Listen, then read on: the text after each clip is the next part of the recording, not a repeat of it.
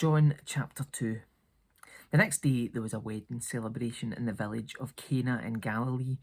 Jesus' mother was there, and Jesus and his disciples were also invited to the celebration. The wine supply ran out during the festivities, so Jesus' mother told him, "They have no more wine." "Dear woman, that's not our problem," Jesus replied. "My time has not yet come." But his mother told the servants, "Do whatever he tells you." Standing nearby were 6 stone water jars used for Jewish ceremonial washing. Each could hold 20 to 30 gallons. Jesus told the servants, "Fill the jars with water." When the jars had been filled, he said, "Now dip some out and take it to the master of ceremonies." So the servants followed his instructions.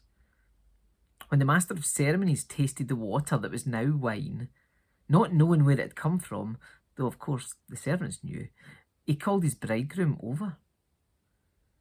"A host always serves the best wine first," he said. "Then, when everyone has had a lot to drink, he brings out the less expensive wine. But you've kept the best until now."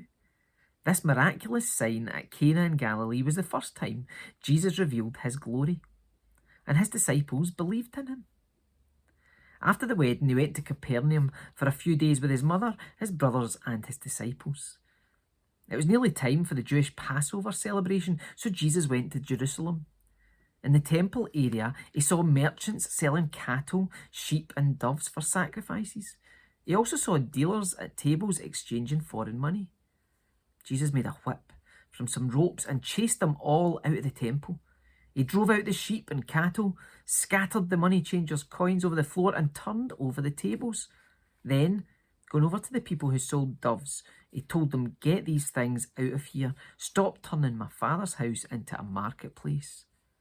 Then his disciples remembered this prophecy from the scriptures: "Passion for God's house will consume me." But the Jewish leaders demanded, "What are you doing? If God gave you authority to do this, show us a miraculous sign to prove it." "All right," Jesus replied. "Destroy this temple, and in 3 days I will raise it up." "What?" they exclaimed. "It has taken 46 years to build this temple, and you can rebuild it in 3 days." But when Jesus said this temple, he meant his own body. After he was raised from the dead, his disciples remembered he had said this, and they believed both the scripture and what Jesus had said.